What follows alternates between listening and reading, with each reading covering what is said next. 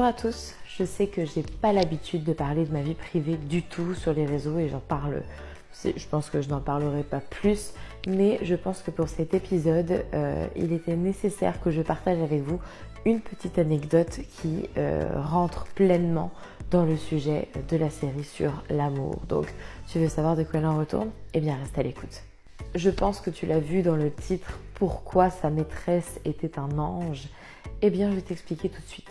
J'étais avec un homme pendant plusieurs années, un homme qui était très toxique et qui ne prenait pas en compte du tout ce que moi je voulais. C'était toujours ce que lui voulait faire qu'on faisait, c'est toujours lui qui était plus important, sa carrière, tout. Moi, ma carrière, ce que je faisais, il disait que ça servait à rien, puis que personne n'allait rien comprendre, et puis qu'il dénigrait toujours tout ce que je faisais. Mais moi, je me sentais de rester, et je sais que à chaque fois, j'implorais pour trouver une raison de partir. Parce que vous savez comment c'est quand ça fait plusieurs années que vous êtes avec la personne, vous n'arrivez pas à partir parce qu'il y a les habitudes, parce qu'il y a parfois des êtres chers qui sont reliés. Nous, par exemple, c'était des chiens, ça peut être les habitudes de vie, et puis l'attachement aussi qu'on a pour la personne. Et je me rappelle que j'avais souvent des conversations avec des copines où je dis oui, mais comment est-ce que concrètement je peux partir? C'est impossible, je ne peux pas partir. Et puis un jour, alors que d'habitude on avait tous les codes de téléphone qui étaient libres, j'ai commencé à me rendre compte que peu à peu, ils mettaient des codes, un peu sur tout. Donc je me suis dit, ça sent pas bon. Et puis un jour où j'ai réussi à avoir son accès à son téléphone, je me suis rendu compte qu'il y avait une, voire plusieurs autres femmes. Et ça a été le déclic chez moi où je me suis dit ok, là tu peux plus rester, genre si tu te respectes, il faut que tu t'en ailles. Et c'est là où j'ai réussi à partir. Ça a été la goutte de trop. Quand j'ai su que il y avait quelqu'un d'autre qui existait, là je me suis dit ok, merci, j'ai enfin ma raison, ma bonne raison de quitter cette relation qui était complètement nocive pour moi et qui me mettait complètement de côté.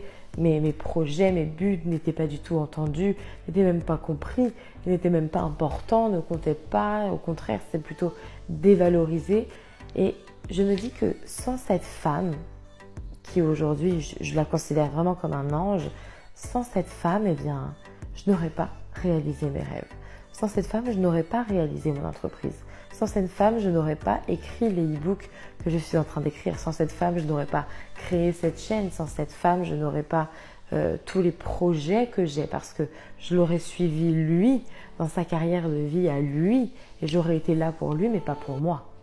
Je sais que si tu vis présentement une situation un peu similaire où tu te rends compte que ton partenaire ou que ton conjoint te trompe ou joue derrière ton dos, eh bien, essaie de voir quel est le côté positif. Parce que je crois que Dieu ou l'univers ne nous met jamais d'épreuves si ce n'est pour notre bien, vraiment. Et moi, ça a été de créer tout ça et de vraiment pouvoir m'autoriser à vivre la vie qu'enfin je voulais vivre. Donc aujourd'hui, je considère vraiment cette femme qui, je ne sais pas si elle était réellement sa maîtresse, mais en tous les cas, les conversations que j'ai pu voir ne laissaient rien paraître d'autre de ça qu'elle aurait pu être dans sa vie. Eh bien, cette femme m'a sauvée. Cette femme m'a littéralement sauvée des griffes, si je peux dire, d'un homme qui m'empêchait de faire ce que réellement je voulais, ou en tous les cas, il rabaissait ce que moi je voulais faire en disant oh mais tu sais quoi, ça sert à rien, ou oh mais tu sais quoi, ça marchera pas, ou oh mais tu sais quoi, personne comprend ce que tu fais, oh mais le développement personnel, personne comprend, c'est du blabla, c'est etc.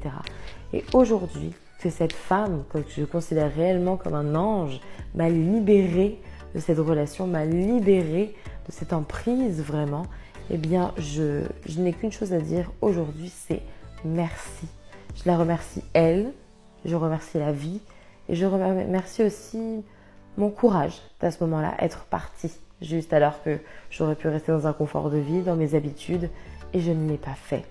Et aujourd'hui, je suis très reconnaissante de la vie que j'ai et je sais qu'à mon avis, si cet épisode-là, si cette femme n'avait pas existé, sûrement que j'y serais restée.